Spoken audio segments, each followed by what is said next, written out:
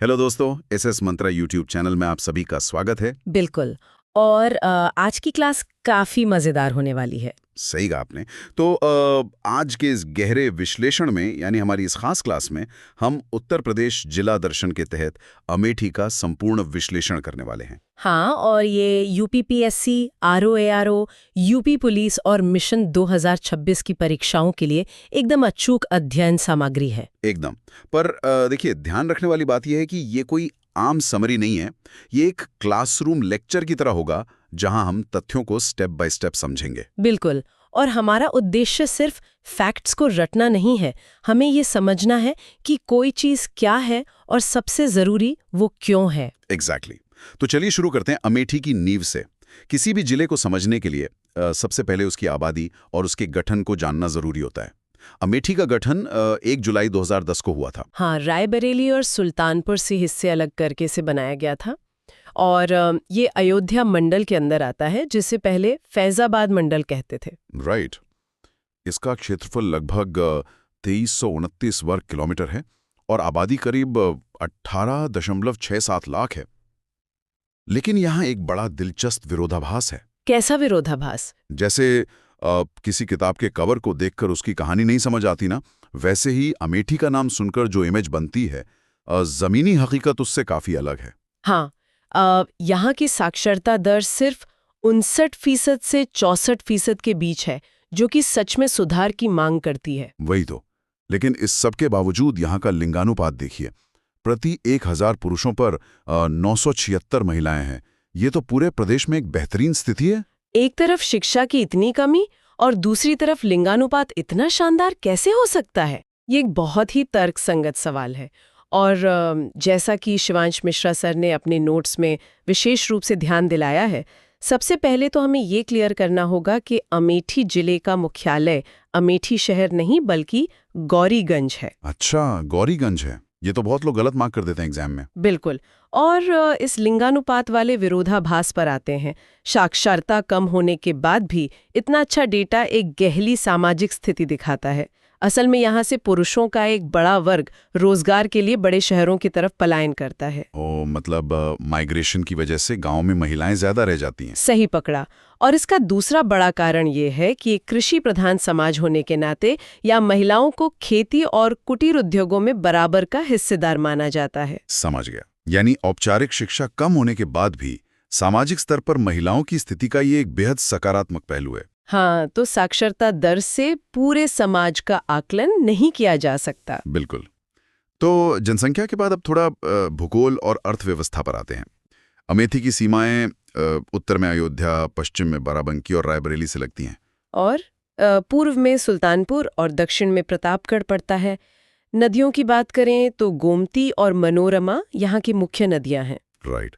और क्योंकि ये गंगा दोआब क्षेत्र का हिस्सा है, यहाँ की जलोढ़ मिट्टी बहुत उपजाऊ है। जलवायु कैसी है यहाँ के? यहाँ दक्षिण एशियाई मानसूनी जलवायु मिलती है। यानी गर्मियों में कड़ी गर्मी और सर्दियों में अच्छी खासी ठंड होती है। ठीक है। फसल कौन कौन सी होती है यहाँ? धान, गेहूं और दलहन यहाँ की मुख्य फसलें हैं। और उद्योगों में कुछ सीमेंट कारखाने और एग्रो प्रोसेसिंग यानी खाद्य प्रसंस्करण उद्योग हैं। एमएसएमई भी हैं। वेट, एक मिनट। यहाँ मुझे एक चीज काफी अजीब लग रही है। क्या हुआ? अगर ये गंगा दोआब क्षेत्र है और मिट्टी इतनी उपजाऊ है, तो यहाँ भारी उद्योग क्यों नहीं है? और ओडीओपी यानी वन डिस्ट्रिक्ट वन प्रोडक्ट के तहत यहाँ मूंज उत्पादों को क्यों चुना गया है? मूंज यानी वो घास से बने हस्तशिल्प और सजावटी सामान ना? हाँ, वही। इतनी उपजाऊ भूमि पर एक घास पर आधारित कुटीर उद्योग, क्या ये जिले के आर्थिक पिछड़ेपन को दर्शाता है? इसे पिछड़ापन कहना बिल्कुल गलत होगा। ये दरअसल ग्रामीण उद्यमिता को बढ़ावा देने का एक शानदार तरीका है। यहाँ मैं फिर कहूंगी, शिवांश मिश्रा सर ने बिल्कुल सही कहा है कि मूंज उत्पाद परीक्षा के लिए अति महत्वपूर्ण है। परीक्षा के लिए तो हैं, पर आर्थिक रूप से ये कैसे मददगार हैं? क्योंकि यही स्थानीय एमएसएमई की असली रीढ़ है। इसे भूगोल से जोड़ के देखिए। गोमती और मनोरमा नदियों के कछारी क्षेत्रों में मूंज घास प्राकृतिक रूप से उगती है। सही बात है।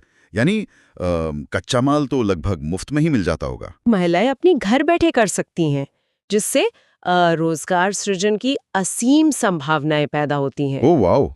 तो जो घास बेकार मानी जा सकती थी वही इनकी आर्थिक आत्मनिर्भरता का जरिया बन गई।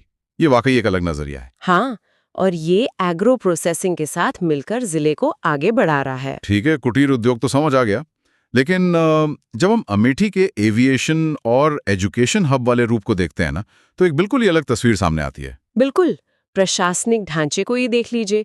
यहाँ एक लोकसभा सीट है जो राष्ट्रीय राजनीति का बड़ा केंद्र है। और विधानसभा क्षेत्रों का क्या? 4 विधानसभा क्षेत्र हैं: अमेठी, तिलौय, गौरीगंज और जगदीशपुर। साथ ही 4 तहसीलें और 13 विकास खंड हैं और लगभग 995 पंचायतें हैं। Central institute of hotel management निर्माधीन है।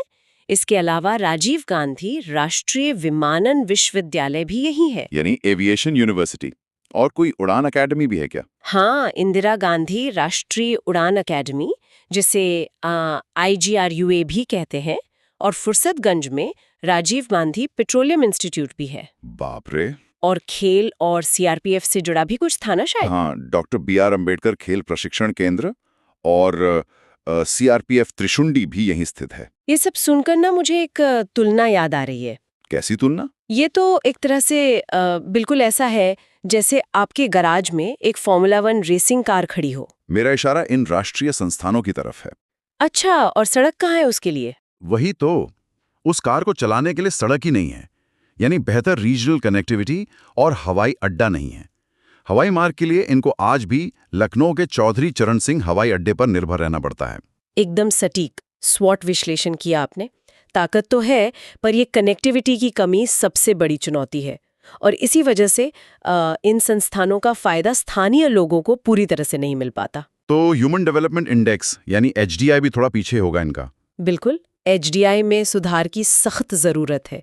औद्योगिक गति भी काफी धीमी है, और एक और प्रॉब्लम है जल संसाधन और सिंचाई की। नदियां होने के बावजूद खेती और इंडस्ट्रीज के लिए पानी का मैनेजमेंट एक बड़ी समस्या बना हुआ है। सही बात है, यानी सिर्फ इंस्टीट्यूट्स खोल देने से जमीनी विकास नहीं हो जाता। खैर, प्रशासन और इकोनॉमी के बाद अब सबसे अहम हिस्से पर आते हैं, जिससे एग्जाम्स में सबसे ज्यादा सवाल बनते हैं, यानी यहाँ की संस्कृति और करंट अफेयर्स। हाँ, सांस्कृतिक रूप से अमेठी बहुत समृद्ध है। यहाँ मुख्य रूप से हिंदी और अवधी बोली जाती है, और परीक्षा के लिए सबसे महत्वपूर्ण है कांत नंद महार मेला। इसे तो बिल्कुल याद रखना चाहिए दोस्तों। इसे यादवों का महाकुंभ भी कहा जाता है। ये अति महत्वपूर्ण है। राइट। और ऐतिहासिक स्थलों में जायस में मलिक मोहम्मद जैसी की मज़ार है, वही जिन्होंने पद्मावत लिखी थी। हाँ, और धार्मिक जगहों में पातेश्वरी देवी मंदिर, सीता महारानी मंदिर और हनुमानगढ़ी काफी प्रसिद्ध हैं। इसके अलावा अहोरवा भवानी और गरहा माफी मंदिर भी हैं। साथ ही कदोल नाला और तीकार माफिया आश्रम भी ऐतिहासिक दृष्टि से जरूरी हैं। बिल्कुल, ये सब तो कल्चर हो गया, पर एक करंट अफेयर्स फ्लैश है जो परीक्षाओं के लिए अहम है। ये जातिगत जनगणना और आरक्षण प्रमाण पत्रों पर सुप्रीम कोर्ट का नया फैसला है। अच्छा, इस फैसले में ऐसा क्या खास बदलाव हुआ है? बदलाव ये है कि अब सरकारी लाभ लेने के लिए सिर्फ जाति प्रमाण पत्र दिखाना काफी नहीं होगा। अब नया नियम ये है कि प्रमाण पत्र देने के बाद एक कमिटी गहन बैकग्राउंड वेरिफिकेशन करेगी। Wait, really? मतलब अब पूरा बैकग्राउंड चेक होगा? पर क्यों?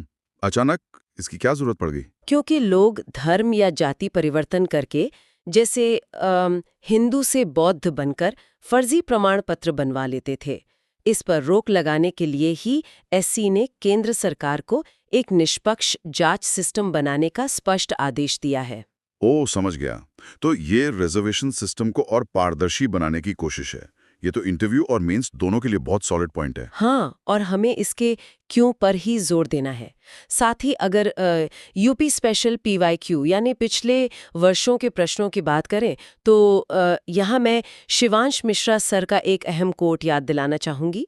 जी बिल्कुल, उनका क्या कहना है इस बारे में? जैसा कि शिवांश मिश्रा सर ने एक बहुत गहरी बात कही है, हड़बड़ाहट में पड़ी गई चीजें भूल जाती हैं, अभी से सटीक रणनीति अपनाएं। इसलिए थोड़ा तेजी से पिछले साल के प्रश्नों का रिवीजन कर लेते हैं। एकदम सही अप्रोच है। तो बताइए PYQ में क्या क्या जरूरी है? पहला है बेलन घाटी का उत्खनन। इसका नेतृत्व GR शर्मा ने किया था। दूसरा, दमदमा स्थल कहाँ है? ये प्रतापगढ़ में स्थित है। अच्छा, और लाहौर देवा कहाँ पड़ता है? लाहौर देवा संत कबीर नगर में है। और चौथा सबसे अहम, हड़प्पा का सबसे पूर्वी स्थल यानी आलमगीरपुर, ये हिंदन नदी के तट पर है और इसकी खोज याज्ञदत्त शर्मा ने की थी। ग्रेट, ये सारे पॉइंट्स ज्योग्राफी और हिस्ट्री दोनों को कनेक्ट करते हैं।